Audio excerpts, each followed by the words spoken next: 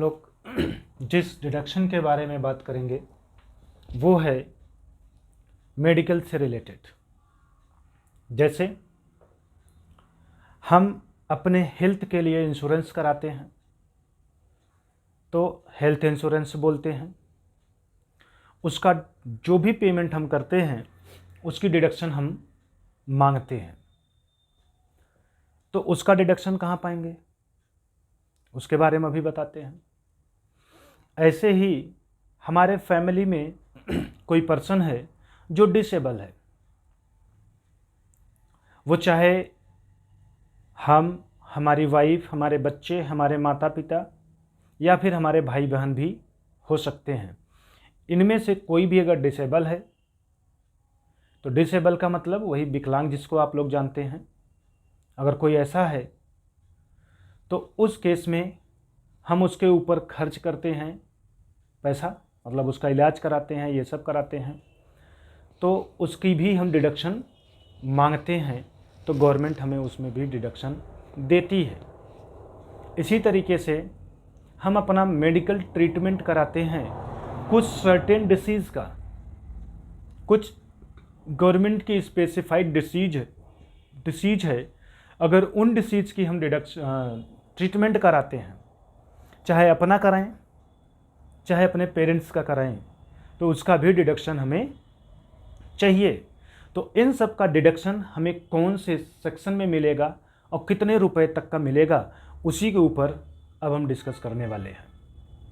तो आइए step by step एक एक को आराम से समझते हैं। बहुत इंपॉर्टेंट है ये सब, आपके एग्ज़ाम में अगर आ गए तो गलत हो जाते हैं क्वेश्चन, तो आराम आराम से समझिएगा, एकदम ईजिली आपको समझाएंगे। देखिएगा 80D की बात करेंगे तो 80D को 3 पार्ट में डिवाइड कर लेते हैं। एक है सेक्शन 80D, फिर है सेक्शन 80DD, फिर है सेक्शन 80DB। ठीक है, 3 पार्ट में डिवाइड कर लिए। अब किसमें क्या आता है, तो यहां पर आता है आपका मेडिकल इंश्योरेंस प्रीमियम। 80D में आप मेडिकल इंश्योरेंस प्रीमियम, अगर आपने अपने मेडिकल ट्रीटमेंट के लिए इंश्योरेंस प्रीमियम ले रखा है तो उसका डिडक्शन 80D में आप पाएंगे। ठीक है, उसके बाद यहां पे क्या पाएंगे, तो यहां पर डिडक्शन आपको मिलेगा maintenance including treatment of disabled person. आपके फैमिली में जो भी पर्सन डिसेबल्ड है उसका अगर आप मेंटेनेंस इंक्लूडिंग ट्रीटमेंट, मतलब देख रेख और उसके इलाज में जो भी पैसा खर्च करते हैं उसका डिडक्शन आप मांगेंगे तो कौन से सेक्शन में, तो सेक्शन 80DD में। इसके बाद जो आपका लास्ट पॉइंट है वो है 80DDB में। क्या है, यहाँ आपने इंश्योरेंस प्रीमियम का मांगा, यहाँ पर डिसेबल पर्सन का मांगा, तो यहाँ आप मेडिकल ट्रीटमेंट जब आप कराएंगे, मेडिकल ट्रीटमेंट जब आप कराएंगे तो उसका डिडक्शन मांगेंगे, वो भी स्पेसिफाइड डिसीज के केस में। ठीक है, स्पेसिफाइड डिसीज के केस में आप यहाँ पर डिडक्शन मांगेंगे 80DDB। वो कौन सी डिजीज हैं स्पेसिफाइड, अभी उसके भी ऊपर डिस्कस कर लेंगे कि कौन कौन सी बीमारियां हैं जिस पे हम इलाज करते हैं तो हमें 80DDB में डिडक्शन मिल जाएगा। तो चलिए स्टेप बाय स्टेप पहले एक एक को डिस्कस कर लेते हैं। मेडिकल इंश्योरेंस प्रीमियम जब आप लेते हैं तो ध्यान रखिएगा, आप अपना ले सकते हैं, अपनी पत्नी का ले सकते हैं, अपने बच्चों का ले सकते हैं और माता पिता का ले सकते हैं। ठीक है, इतने लोगों का आप सेल्फ ले सकते हैं, स्पाउस का ले सकते हैं, चिल्ड्रन का ले सकते हैं एंड पेरेंट्स का ले सकते हैं। ठीक है, इन लोगों का अगर आप ले रहे हैं मेडिकल इंश्योरेंस प्रीमियम तो ध्यान रखिएगा, अपना, पत्नी और बच्चों का मिला करके 25,000 रुपये का डिडक्शन आपको मिलेगा, प्लस माता पिता का अगर लेते हैं तो उसमें भी आपको 25,000 का मिलेगा। तो कुल मिला के 50,000 का डिडक्शन ले सकते हैं। लेकिन जो हमारे पेरेंट्स होते हैं, वो पेरेंट्स अगर सीनियर सिटीजन हो जाते हैं तो उस केस में हम 50,000 तक का डिडक्शन मांगते हैं। मतलब कुल मिला के ये कह लें कि अगर हमारे पेरेंट्स सीनियर सिटीजन नहीं हैं और हम अपने पेरेंट्स का मेडिकल इंश्योरेंस लिए हैं प्लस अपना और अपने बच्चों का लिए हैं तो 80D में कुल मिला करके मैक्सिमम हम 50,000 रुपये तक का डिडक्शन ले सकते हैं।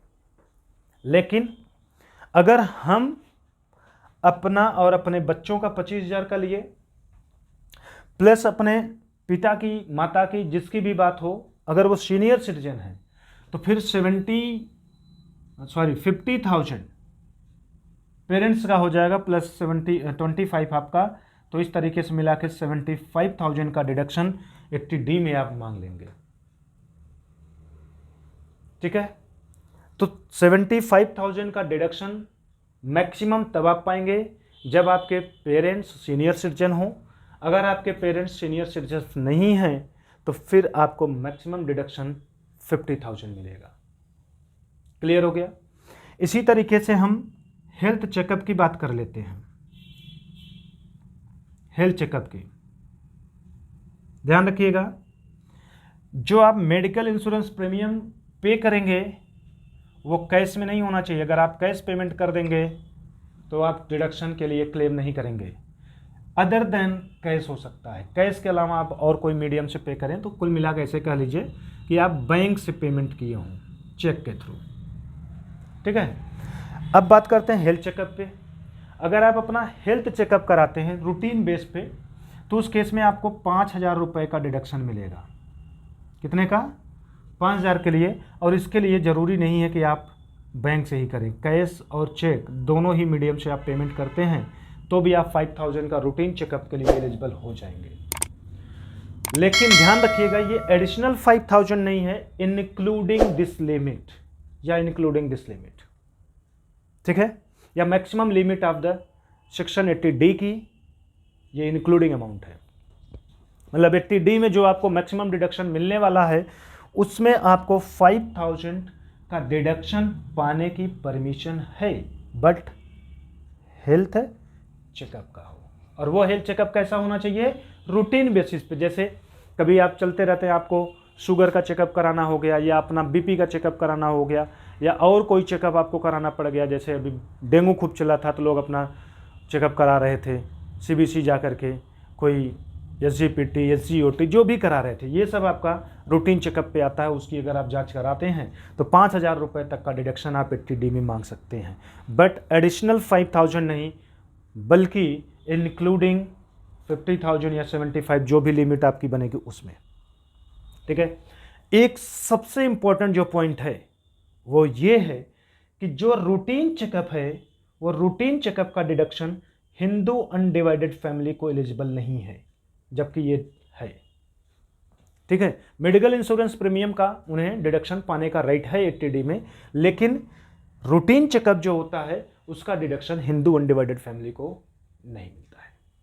तो ये आपका एग्जाम का क्वेश्चन बन सकता है कि routine checkup is not allowed to, और ऑप्शन में हिंदू अनडिवाइडेड फैमिली भी होगा और इंडिविजुअल भी होगा, दोनों होगा, नन ऑफ दिस भी होगा। जो भी ऑप्शन रहेगा, ऑप्शन में केवल आपको देखना है कि HUF दिया है कि नहीं, दिया है तो वही होगा। ठीक है, तो ये सेक्शन 80D में आप क्लेम कर सकते हैं। इसके बाद हम अब डिस्कस करते हैं 80D पे, 80DD पे। 80DD में लिखा है maintenance including treatment of disabled person. आप डिसेबल पर्सन का अगर आप मेंटेनेंस देख रहे हैं, मीन्स उसका देख रेख करने के लिए किसी पर्सन को रखें, उसको पैसा दे रहे हैं, तो वो मेंटेनेंस में आएगा। प्लस उसके इलाज में जो पैसा खर्च कर रहे हैं वो ट्रीटमेंट में आएगा। तो इन दोनों का जो पैसा है, वो जो खर्च है वो आप ही तो बियर कर रहे हैं। तो उस केस में आपको डिडक्शन मिलेगा। एक तो है मैक्सिमम 75,000 रुपया, ये डिडक्शन मिलेगा 75,000, और दूसरा है 1,25,000 रुपया। कब 75,000 मिलेगा, कब 1,25,000 मिलेगा, तो वो देख लेते हैं। अगर पर्सन 80% से कम डिसेबल है तो 75,000 का डिडक्शन मिलेगा। 80% से कम डिसेबल है। और 1,25,000 का तब मिलेगा जब 80% ऑन या मोर, अप टू 80% ऐसे बोल सकते हैं। ठीक है, अगर 80% तक है डिसेबल तो उसे 1,25,000 तक का डिडक्शन मिलेगा। लेकिन ध्यान रखिएगा, इस केस में हमारी गवर्नमेंट ने थोड़ी सी एक रियायत दी। गवर्नमेंट ने ये क्या रियायत दिया, गवर्नमेंट ने कहा भैया जिसके भी घर में डिसेबल पर्सन है, वो डिसेबल पर्सन के ऊपर चाहे मेंटेनेंस चाहे ट्रीटमेंट का पैसा खर्च करे या ना करे, हम उससे कभी भी प्रूफ नहीं मांगेंगे कि आप उस डिसेबल पर्सन के ऊपर पैसा खर्च करते हैं कि नहीं करते हैं। वो खर्च करे और चाहे ना करे, अगर वह पर्सन डिसेबिलिटी सर्टिफिकेट हमें ला करके दिखा देता है कि हमारे घर में हम या हमारी बीबी या हमारे बच्चे या हमारे पेरेंट्स या हमारे ब्रदर एंड सिस्टर कोई में से एक भी पर्सन डिसेबल है और वो 80% से कम है, तो हम सीधा उसको 75,000 रुपये का छूट दे देंगे, चाहे वो पैसा साल भर में 1 रुपया खर्च करा हो चाहे ना किया हो। हम वहाँ देखने नहीं जाएंगे। डिसेबल के केस में ये गवर्नमेंट ने एक बहुत बढ़िया राहत दे रखी है। दूसरा, गवर्नमेंट ने कहा भैया अगर 80% या 80% से ज़्यादा वो डिसेबल होता है तो हम सीधा 1,25,000 रुपये की छूट दे देंगे। हम देखेंगे नहीं कि इलाज उसका कराया जा रहा है कि नहीं कराया जा रहा है। प्रूफ नहीं मांगती है गवर्नमेंट यहाँ पर। फ्लैट डिडक्शन आपको सीधा मिलता है। फ्लैट डिडक्शन 75,000 का दे देगी तब जब आपकी डिसेबिलिटी 80% से कम हो। 80% से ज़्यादा होने पर 1,25,000 रुपये का डिडक्शन दे दिया जाएगा। क्लियर हो गया दोनों पॉइंट? कहीं कोई कन्फ्यूजन? कोई भी कन्फ्यूजन नहीं। फिर भी अगर कन्फ्यूजन बनता है तो आप पूछ सकते हैं। लाइट का थोड़ा सा इशू है, परेशान ना हो, स्टार्ट करते हैं। ठीक है, चलिए। तो आप इन 2 सेक्शन से रिलेटेड कहीं पर भी कंफ्यूज हो रहे हो तो बेशक आप कमेंट में पूछ सकते हैं।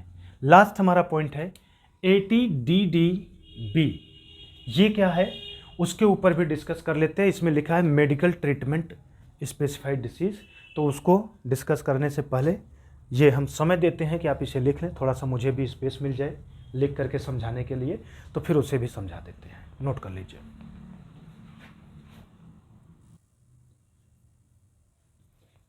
अब लास्ट सेक्शन देख लेते हैं 80DDB में क्या है। 80DDB में है कि अगर स्पेसिफाइड डिजीज़ के बारे में गवर्नमेंट जो भी बताई है, जो भी स्पेसिफाइड डिजीज़ हैं, अगर उसके ऊपर आप मेडिकल ट्रीटमेंट कराते हैं तो कितना डिडक्शन पा सकते हैं। ठीक है, तो उसके लिए आप अपना या अपने बच्चों का इलाज कराते हैं तो उस केस में एक्चुअल अमाउंट पेड जो भी आपने पे किया है वो, दूसरा maximum limit 40,000 which ever is less, जो भी इसमें से कम होगा वही आपको डिडक्शन के लिए अलाउ होगा। ये कब होगा? जब आप अपना या अपने बच्चों का या अपने पेरेंट्स का ट्रीटमेंट कराए हों तब। दूसरा, अगर आपका पेरेंट्स सीनियर सिटीजन है तो उस केस में क्या होगा? तो सीनियर सिटीजन के केस में एक्चुअल अमाउंट पेड और जो मैक्सिमम लिमिट वहाँ 40,000 की थी वो लिमिट यहाँ बढ़ करके 1 लाख हो जाता है अगर आप अपने पेरेंट्स का ट्रीटमेंट कराते हैं और आपके पेरेंट्स सीनियर सिटीजन निकलते हैं तो कुल मिला करके सेक्शन 80D में आप जो भी स्पेसिफाइड बीमारी है उसके ऊपर ट्रीटमेंट कराते हैं तो पहला है एक्चुअल अमाउंट पेड जो भी करते हैं और मैक्सिमम लिमिट 40,000 इन दोनों में से जो कम हो, और दूसरा सीनियर सिटीजन के केस में है कि एक्चुअल अमाउंट पेड और मैक्सिमम लिमिट 1 लाख इन दोनों में से जो कम हो वो डिडक्शन आपको मिलेगा। लेकिन अगर आपका डिडक्शन बन गया और उसके बाद आपको इंश्योरेंस कंपनी से कुछ पैसा क्लेम किया था वो आपको मिला तो amount receive from insurance company जो भी मिले उसे माइनस कर लेंगे, तब जो आएगा वो एक्चुअल क्लेम होगा डिडक्शन के लिए। ठीक है, तो इस तरीके से आप 80DDB में निकाल सकते हैं। इसको नोट कर लीजिए। तो स्पेसिफाइड बीमारियों की लिस्ट लिख करके आपको दिखा देते हैं कि वो कौन कौन सी स्पेसिफाइड डिसीज़ हैं जिस पे आप ट्रीटमेंट कराएंगे तो आपको ये डिडक्शन मिलेगा। क्योंकि कभी कभी क्वेश्चन ये भी बन सकता है कि आपसे 4 बीमारियों के नाम दे और ऑप्शन में पूछ ले, मतलब ऑप्शन में 4 बीमारियां हो और क्वेश्चन में पूछे कि इसमें से कौन सी स्पेसिफाइड डिजीज़ है। तो इस तरीके से अगर पूछ लेगा तो आपको बताना पड़ेगा और जानते रहेंगे तभी आप टिक कर पाएंगे, नहीं तो आपसे क्वेश्चन नहीं हो पाएगा। तो इतना नोट करिए। तो वो स्पेसिफाइड डिसीज भी लिख देते हैं जिसे आप नोट कर लें और उसके बारे में जानते रहें।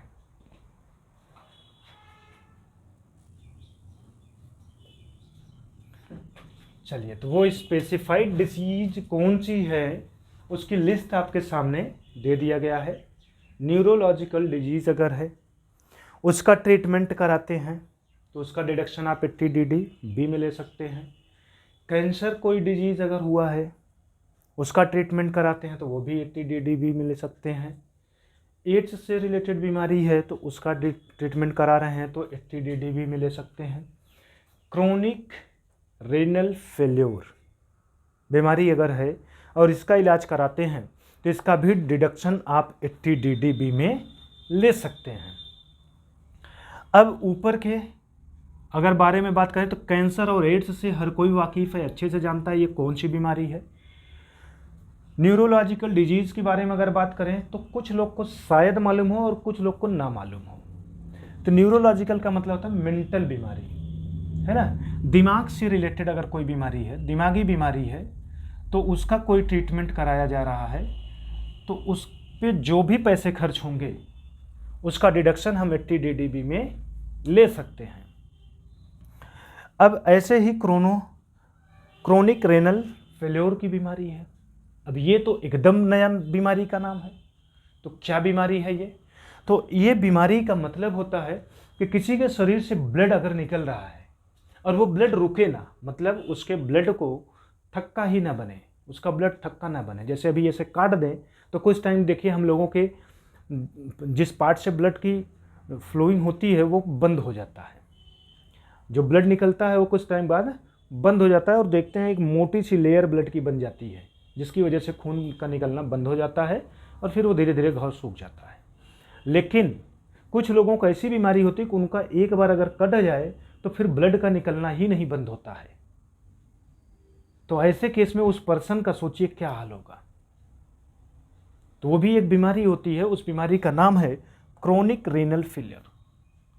इस टाइप की बीमारी अगर किसी को है और उसका ट्रीटमेंट चल रहा है तो उस पर जितना भी पैसा खर्च होता है उसका भी डिडक्शन वो 80DDB में ले सकता है। ऐसे है हेमोफीलिया। ये स्नोफीलिया ना समझिएगा, ये हेमोफीलिया है जो किडनी से रिलेटेड बीमारी होती है। अगर किसी पर्सन को इस टाइप की बीमारी है तो उस पर वो जो भी पैसा खर्च करता है उसका डिडक्शन वो 80DDB में ले सकता है। और लास्ट है हमारा थैलासीमिया। थैलासीमिया ये कौन सी बीमारी है? तो ये बीमारी हम नहीं बताएंगे, इसे अब आप सर्च करेंगे। ये आपके लिए होमवर्क है, इसको आप कमेंट में बताएंगे कि कौन सी बीमारी है। ठीक है, तो इसको आप एज ए होमवर्क के रूप में करके मुझे बताने का प्रयास करें कि कौन सी बीमारी है। फिलहाल एग्ज़ाम में किसी भी बीमारी का मीनिंग नहीं पूछेगा। अगर आप नहीं भी सर्च करते हैं तो कोई दिक्कत नहीं है, बस ये नाम आप जानते रहिए कि यही बीमारी है जो स्पेसिफाइड बीमारी है। इन बीमारियों के ऊपर अगर आप पैसा खर्च कर रहे हैं तो जितना पैसा आपका खर्च हो रहा है उसका डिडक्शन आप 80DDB में ले सकते हैं टैक्स से बचने के लिए। ठीक है, तो आई होप आप लोग 80D से रिलेटेड जितने डिडक्शन थे, चाहे D का हो, चाहे DD का हो, चाहे DDB का हो, वो सभी डिडक्शन के बारे में अच्छे से आप समझ गए होंगे। फिर भी अगर आपको कोई भी कन्फ्यूजन बनता है, किसी भी टाइप का कोई कन्फ्यूजन बनता है, तो बेशक आप अपने डाउट को क्लियर करने के लिए कमेंट में अपना क्वेश्चन छोड़ सकते हैं। आप हमारे चैनल पे अभी नए हैं तो प्लीज़ पहले चैनल को सब्सक्राइब कर लें। सब्सक्राइब करने के साथ साथ बेल आइकन को ज़रूर प्रेस करिएगा ताकि जो भी वीडियो हम अपलोड करें उसका नोटिफिकेशन आपको ज़रूर मिल जाए। और आप ऑनलाइन या ऑफलाइन जो भी बैच ज्वाइन करना चाहते हैं उसके लिए दिए हुए नंबर पे कॉल करके आप डिटेल इंक्वायरी ले सकते हैं और हमारे साथ जुड़ करके यूपीपीसीएल अकाउंटेंट या बीकॉम के लिए कोई भी क्लास ज्वाइन करना चाहते हैं, चाहे 11th 12th कॉमर्स ज्वाइन करना चाहते हैं, चाहे बीकॉम के लिए करना चाहते हो, या यूपीपीसीएल अकाउंटेंट या अदर कोई भी एग्ज़ाम के लिए, तो आप हमसे जुड़ सकते हैं, चाहे ऑफलाइन या ऑनलाइन। तो सारी इंक्वायरी जो भी आपकी होगी, जो भी डाउट होंगे, जो भी क्वेरी होंगी, वो इसी नंबर पे आपको सॉर्ट आउट करा दिया जाएगा। तो मिलते हैं आप लोगों से आगे एक फिर नए सेक्शन को लेकर के। जो सेक्शन हमारा होगा 80E। ई में कौन कौन से डिडक्शन मिलेंगे, तो ई के डिडक्शन को जानने के लिए थोड़ा सा लेते हैं छोटा सा ब्रेक, उसके बाद फिर से मिलते हैं, फिर कंटिन्यू करते हैं ई वाले सेक्शन को। तो चलिए मिलते हैं अभी थोड़े समय के बाद।